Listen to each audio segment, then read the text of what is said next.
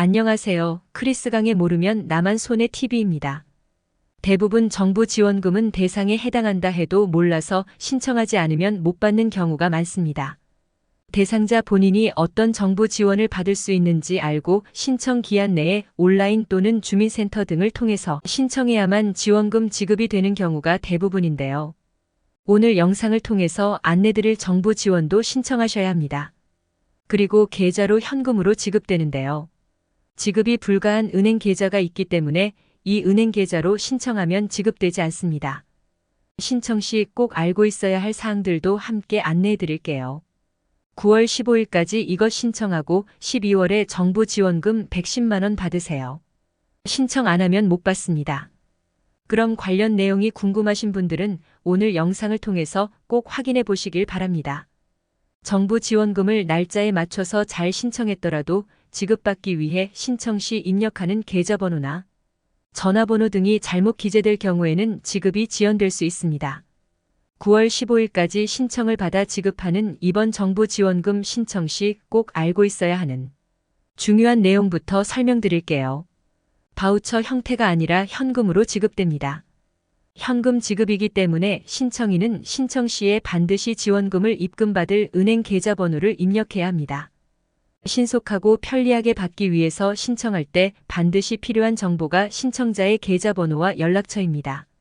이때 이런 은행 계좌를 입력할 경우에는 지원금 지급이 되지 않기 때문에 빠르게 입금받길 원하시는 분들은 다음 내용을 미리 꼭 기억하시면 좋겠습니다.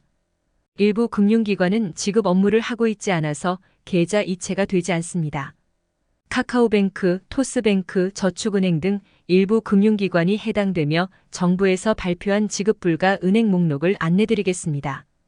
라이브 저축은행, 더K저축은행, 바로저축은행, OK저축은행, 헤이티치네저축은행, 고려저축은행, 우리저축은행, 에큐온저축은행, NH저축은행, 대신저축은행, KB저축은행, 웰컴저축은행, 하나저축은행, 부산HK 상호저축은행, BNK저축은행, 웰컴저축은행, 신한상호저축은행이 해당되니 신청 시 계좌번호를 입력할 때 앞서 안내해드린 금융기관은 제외하고 입력하셔서 신속하게 지급받으시길 바랍니다. 정부에서 올해부터 지급 금액을 상향했습니다. 받을 수 있는 평균 지급액은 110만 원으로 지난해보다 10만 원 증가했습니다. 지난달 8월 말에도 한 달 정도 기간을 앞당겨 지급을 시작했습니다. 261만 가구에게 총 2조 8,274억 원이 지급된 것인데요.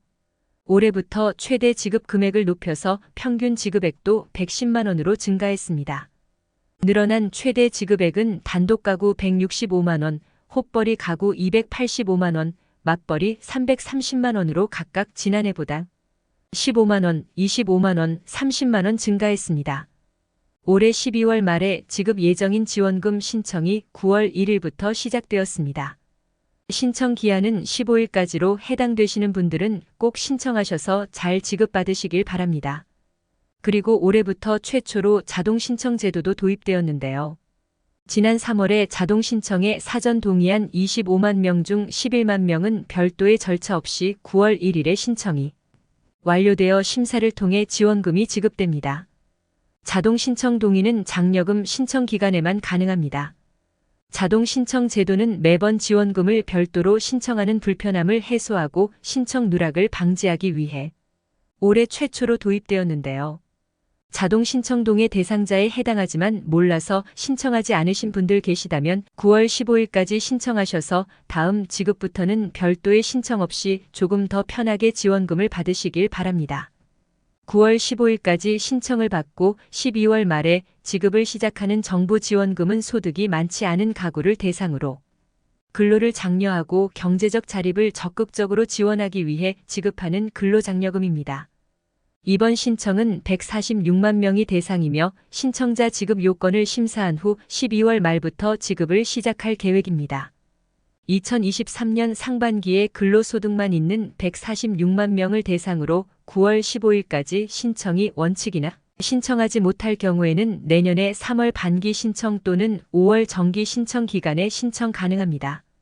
내년 3월 반기 신청 기한은 2024년 3월 1일부터 31일까지이며 내년 5월 정기 신청 기한은 2024년 5월 1일부터 31일까지입니다. 그리고 이번에 2023년 상반기분 신청을 하면 2023년 하반기분 근로장려금도 신청한 것으로 간주하여 2023년 소득에 대한 장려금 신청은 더 이상 하지 않아도 됩니다. 보다 자세한 신청 대상은 다음과 같습니다. 단독가구, 헛벌이 가구, 맞벌이 가구별 소득과 재산 요건을 모두 충족해야 합니다. 한 가구에 1명 신청이 원칙이며 부부 합산 총 소득이 단독 가구는 2,200만 원 미만, 헛벌이 가구는 3,200만 원 미만, 맞벌이 가구는 3,800만 원 미만이면 신청 가능합니다. 이번 신청 대상은 2023년에 근로소득만 있어야 하고 근로소득과 사업 또는 종교인 소득이 함께 있다면 내년 5월 정기 신청 기간에 신청하셔야 합니다.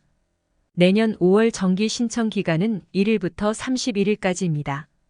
재산은 2023년 6월 1일 기준 가구원 전체 재산 합계액이 2억 4천만 원 이상이면 지급 대상이 아닙니다.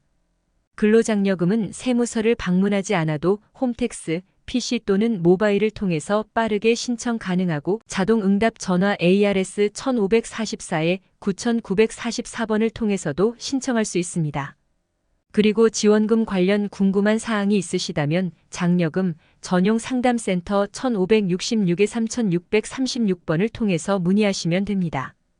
장려금 전용 상담센터 인력을 지난해보다 28명 늘려서 207명의 상담사로 운영된다고 합니다.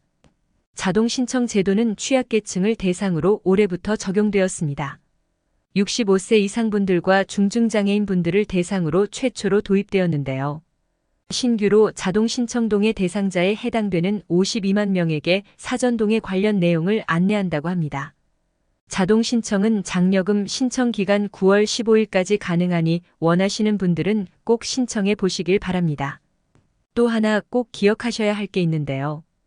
국가지원금 신청 기간이 되면 국세청 직원을 사칭한 금융사기 범죄가 더 많이 늘어납니다.